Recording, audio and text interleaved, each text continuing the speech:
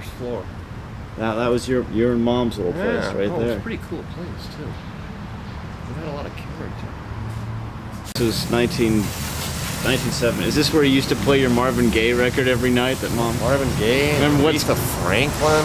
What's going on every night? Mom says she went to bed. She'd hear what's going on the little... Every night? Yeah, on the little record player.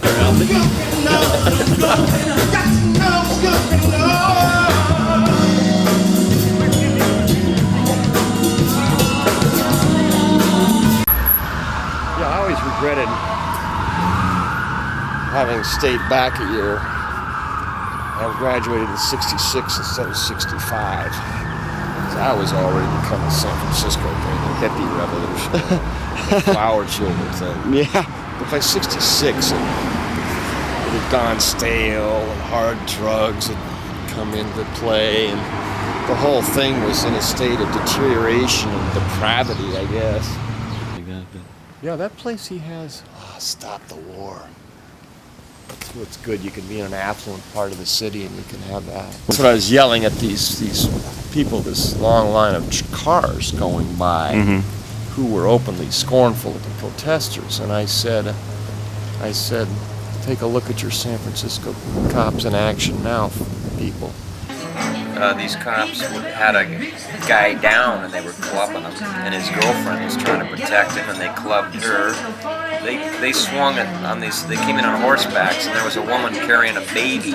They took a swing at her. With them, and then the next day, the Chronicle had this pro-police, anti-demonstration long article.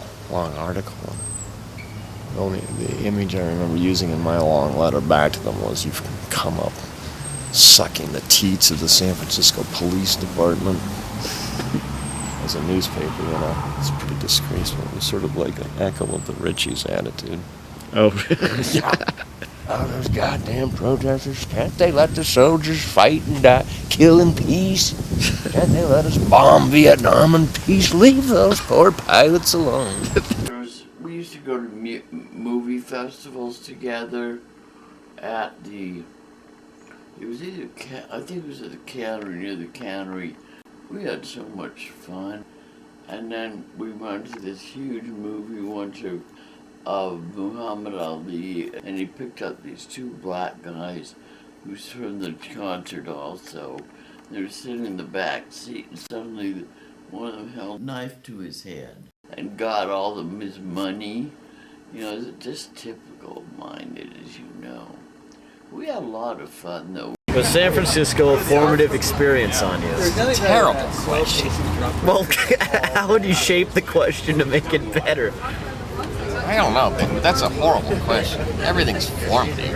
Not everything. Some things are just marking time. That's formative too. Oh. A completely fatuous question.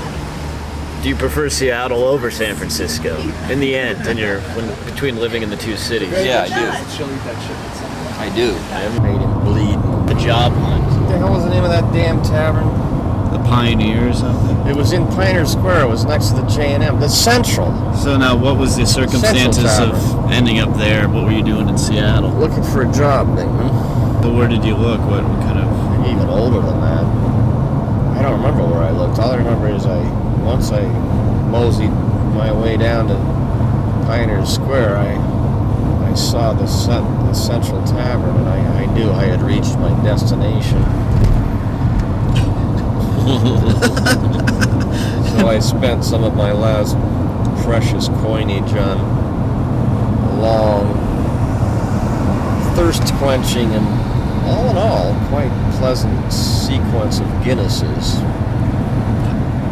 How many did you have? About 24.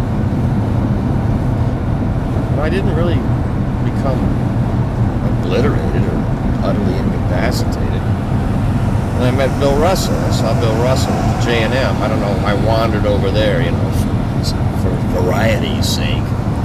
2 doors down, and there was Bill Russell sitting at this table with his wife, and he had been my big hero when I was younger. When I was a boy, I was a big Celtics fan, and Bill Russell was my favorite player, maybe even my favorite athlete. So what happened? Oh, I went back to the Central and regained my same table, ordered another Guinness, and I didn't have any paper. I had a pen on me, and I found this, the back of this Marlboro carton of cigarettes, where I had to tear it off, and so I wrote this, I don't know, about 20 lines, this poem. About this time I went to Boston Garden and saw Russell's match up again with Wilt Chamberlain. I guess it was the Philadelphia 76ers maybe and the Boston Celtics, and Chamberlain was the most physically imposing, awesome player maybe in history. When I really was concentrating on my memory of Boston Garden, Russell with his quivering thinness going up to block a shot by the massive, super powerful Chamberlain, and he did. He went up and he blocked the shot. It was quite beautiful. So was he appreciative of the... Well, yeah, so I went over and I took it and I said, you were my first definition of heroism, and I owe you this. And his wife immediately lit up, smiled, because Russell had been denigrated by the Seattle sports community because he didn't work out as the coach of the Sonics. And he was controversial, kind of troubled, and he's always been, he was an early black pioneer in the NBA, and he'd go to these other cities, road trips with the Celtics, and racists would do things like put human feces in his room where he was staying. And he put up with these unbelievable indignities from the racists. He was really cool. I mean, he was very dignified. He was a pretty white-haired or so. I don't know. He was probably pushing. I don't know how old he would have been, but yeah, he asked me my name and he shook my hand and thanked me, and the fact that it was on this carton obviously didn't bother him, and I'm sure he knew I'd been drinking, but he was very polite and he showed appreciation. Narrows Bridge, Tides Tavern, right there. Spent many a wonderful evening there. Yeah, the cops are not at all heavy in Gig Harbor. You rarely see a police car. Well, that's certainly one of the virtues of that town. Well, the Olympics thing. See, that's one of the signal beauties of the Northwest. Stumps. Pretty much what drove me away.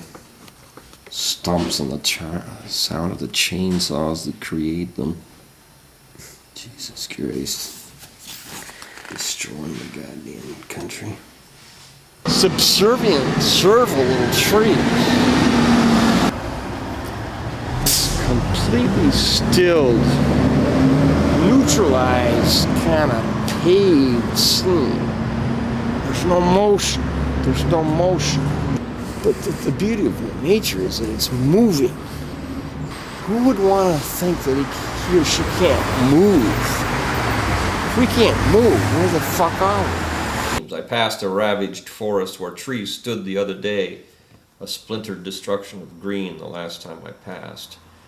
For a sucker like me, the companionship of woods was pleasant. I wanted to shout and rout somebody. This is where I belonged and wanted to be. It counted against time allotted. And heaven or no heaven, the falling away of time, I was living and free at night on the bay.